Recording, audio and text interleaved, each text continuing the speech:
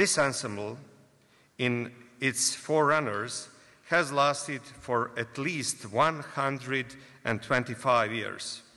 Today, under the name of the famous and ingenious founder of the Belgrade Military Orchestra and the founder of music of the King's Guard during the time of the King Alexander I of Serbia.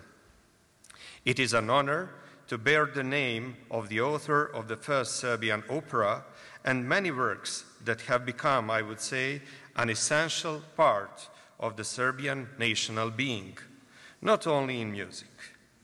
They live in the rhythms by which the heart of the nation beats, the Serbian nation, when it is the proudest. The entire month of Serbian culture, in its numerous and very meaningful manifestations, is a common holiday of our two countries, and for that I congratulate to the Embassy of the Republic of Serbia in Prague and everyone who invested great efforts to put in place this extensive program.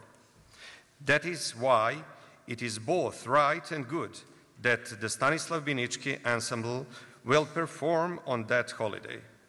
When Binički plays, it is never just one concert, especially not in Prague. It is something much more.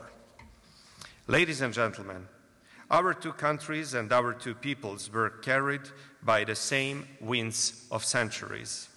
We were in the same no man's land of history and were looking for a shield in independence and freedom. It was like that in 1918. It was like that in 1938. It was like that in 1968. Let it not happen again.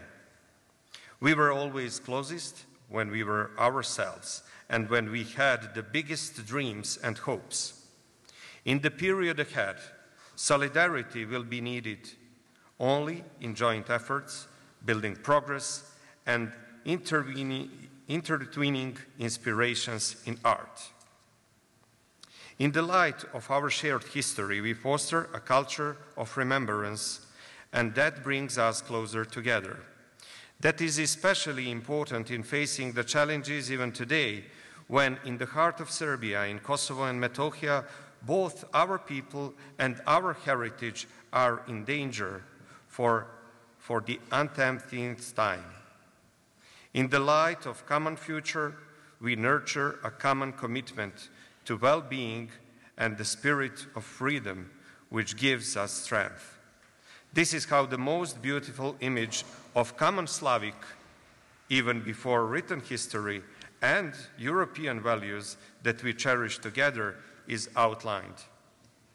It is worth saying now and here, in fact, reminding that for the Serbian people and the Serbian history, both the army and music represent the foundation of the understanding of the state and culture, simply because we had to battle for each of our freedoms, because we had to sign our entire tragic, magnificent, and victorious history. I consider this very opportunity to emphasize the fact that one man of the Czech origin, Josef Schlesinger, brought the modern European music to Serbia and became the first master kapelnik in the Serbian princely orchestra in 1831. For the Serbian people, military music is not only a matter of parades, especially not for leisure. For us, military music is also a sign of awakening and calls for unity. It is for celebrations and for farewells, and for remembrance over tombs, and for lullabies over cradles. We have embraced our history out of love for freedom, so it is natural that we express it with beauty for friends. That's why we brought the best and the proudest to present it to you. That is why the Ministry of Culture remains committed to events like this one, through examples of ties between peoples through culture. That is why I invite you all to listen together and hear the history, hope, and future in the texts before us. Long live Czech-Serbian friendship and brotherhood. Long live Czechia, long live Serbia. Uživajte.